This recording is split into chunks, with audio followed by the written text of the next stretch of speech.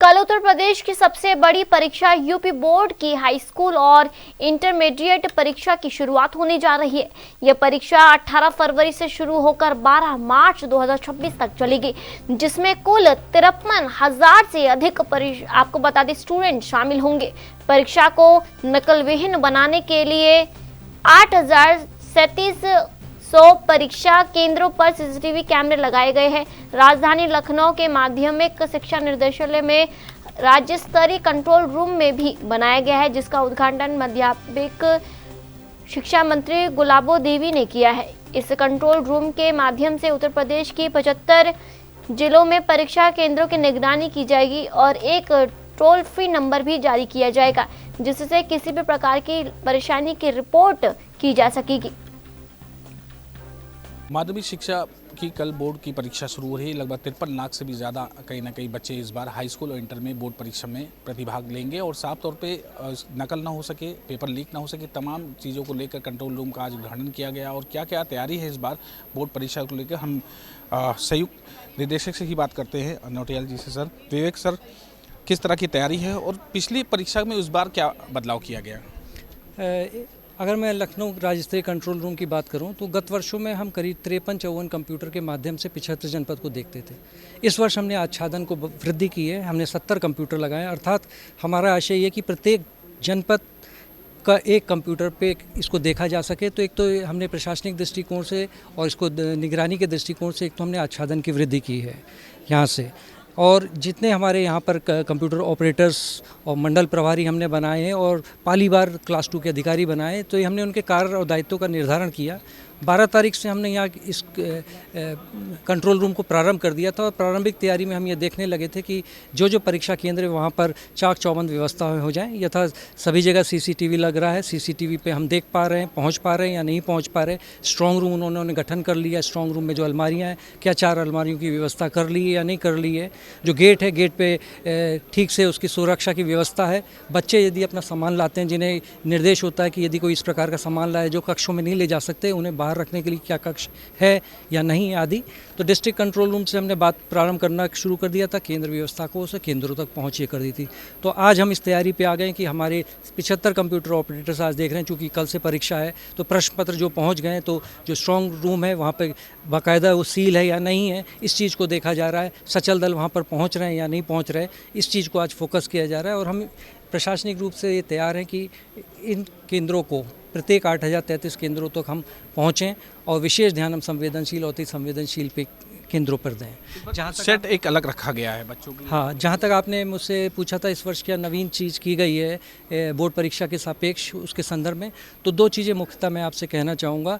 पहली, गत वर्ष हम मुख्य विषयों के लिए एक रिजर्व पेपर रखते थे। आशय उसका ये रहता था कि यदि किसी अपेक्षाकृत कारण से परीक्षा वहाँ पर दोबारा करने की स्थिति आ जाए, तो पूर्व वर्षों में ऐसा होता था कि हम एक नई तिथि का हम निर्धारण करते थे, बच्चों को एक नई तिथि पे आना पड़ता था और एक अलग तिथि पे परीक्षा का आयोजन किया जाता था। इससे बच्चों में एक मनोवैज्ञानिक रूप से तनाव होता था, प्रशासनिक दृष्टिकोण से भी एक हमें वो आयोजन करना पड़ता था। तो इस उद्देश्य से कि उसी दिन उसी समय यदि किसी कारण से पेपर का प्रकटन हो जाता है या ऐसी स्थिति आ जाती है, तो हम रिजर्व पेपर के माध्यम से बच्चों की परीक्षा उसी तिथि को करा दें, जिससे बच्चे और प्रशासनिक व्यवस्था किसी तनाव में ना रहे, एक रूप से एक तरीके से एक समय पर हम परीक्षा का आयोजन कर सकें। हर बार अमूमन देखने को मिलता है, ये परीक्षा में देखते हैं कि बच्चे कॉपी रख देते, कॉपी में पैसे रख देते थे। इस बार सुना है कि आपकी शिक्षक पे जो कमरे में शिक्षक हो उसके ऊपर एक्शन होगा। ये हमने अपने जो कक्ष निरीक्षक हैं, केंद्र व्यवस्थापक हैं और वहाँ केंद्र व्यवस्थापक हैं, अपने जो हमने SOP जारी की, इसमें निर्देश जारी किया कि इस तरह की चीज़ों की स्थिति उत्पन्न ना हो, तो जो विद्यालय में परीक्षार्थी हैं उनको ये बता दिया जाए कि क्या चीज़ करना उनके लिए स्वाभाविक रूप से स्वीकार होगा और कौन सी ऐसी चीज़ें हैं कि जो अन्यथा के रूप में हो सकती हैं। तो ये गाइडेंस का बहुत बड़ा इशू है, मनोवैज्ञानिक सुझाव सलाह का बहुत बड़ा इशू है, ना कि एक प्रशासनिक दबाव बच्चों के प्रति हो। तो उसका प्रयास किया जा रहा है कि बच्चे इस तरह की चीज़ों पर ना लिप्त हों। आखिरी सवाल, संवेदनशील और अति संवेदनशील के लिए किस तरह का एक्शन हो सकता है अगर इस तरह की स्थिति उत्पन्न होती है? संवेदनशील और अति संवेदनशील जो हमारे हैं 222 और 683, 222 हमारे अति संवेदनशील सेंटर और 683 हमारे अति संवेदनशील सेंटर हैं। तो इसमें हमने जो अपनी विस्तृत गाइडलाइन जारी की है, एक तो इन सेंटर की सूची स्थानीय पुलिस प्रशासन से, LIU से और STF से साझा कर ली जाए। इस उद्देश्य से साझा कर ली जाए कि इन सेंटर्स पे LIU STF के द्वारा एक विशेष ध्यान रखा जाए। इसके अतिरिक्त हमने ये अपेक्षा की है कि इन सेंटर्स पे जो अति संवेदनशील सेंटर्स हैं, इस पे 2 बार निरीक्षण हो, ना कि एक बार सचल दल पहुँचे, 2 बार इस पे सचल दल पहुँचे और देखे। साथ साथ हमने राज्य स्तर पे भी ये अपने जितने भी यहाँ कंप्यूटर ऑपरेटर हैं, ये सूची हमने संवेदनशील अति संवेदनशील की साझा कर रखी है और हमने ये अपेक्षा की कि प्रतिदिन परीक्षा में ये यदि उदाहरण के लिए प्रथम पाली में अगर ये 20 सेंटर देख रहे हैं तो संवेदनशील और अति संवेदनशील सेंटरों को ज़रूर देखें। संवेदनशील और अति संवेदनशील पे इस बार विशेष ध्यान होगा और साफ तौर पे कहा जा सकता है कि ये संयुक्त निदेशक थे माध्यमिक शिक्षा के विवेक नौटियाल और इन्होंने तमाम चीज़ें जो परीक्षा में नवीन की गई हैं उनको बताने का काम किया गया। और ये देखिए ये पूरा राज्य स्तरीय कंट्रोल रूम है जहाँ पर परीक्षा केंद्रों पर नज़र रखी जाएगी ताकि किसी भी प्रकार की जो संभावना है, चाहे वो पेपर लीक की हो, चाहे वो नकल कराने की हो, उन सब तरह से निपटने के लिए पूरी तरह से इस बार पूरा 75 जिलों में विशेष ध्यान रखा जाएगा। और संवेदनशील अति संवेदनशील में 2 बार चेकिंग होगी, बार बार यहाँ मॉनिटर से देखा जाएगा। और कहीं ना कहीं इस बार जो हर बार बच्चे बोर्ड परीक्षा में के दौरान परीक्षा में कॉपी में पैसा रख देते थे, उस पर भी कहीं ना कहीं विशेष ध्यान, ताकि वो समझाया जा सके। अगर होता है तो एक्शन रखा जाएगा और अगर नकल जैसी तमाम चीज़ें होती हैं तो उस पर भी एनएससी जैसी कार्रवाई भी होगी। और कहीं ना कहीं बोर्ड परीक्षा को लेकर माध्यमिक शिक्षा विभाग ने अपनी पूरी तैयारी दिखा दी है और साफ कल से जब बोर्ड परीक्षा शुरू होगी तो किस तरह की तस्वीरें होंगी ये निभाने वाला समय बताएगा।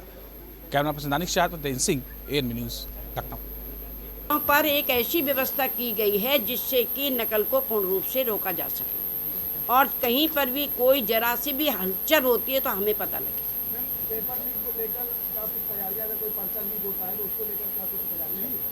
लीक होगा ही नहीं, तैयारी हमारी पूरी है, इसीलिए लीक होगा नहीं। होगा कैसे, होगा ही नहीं।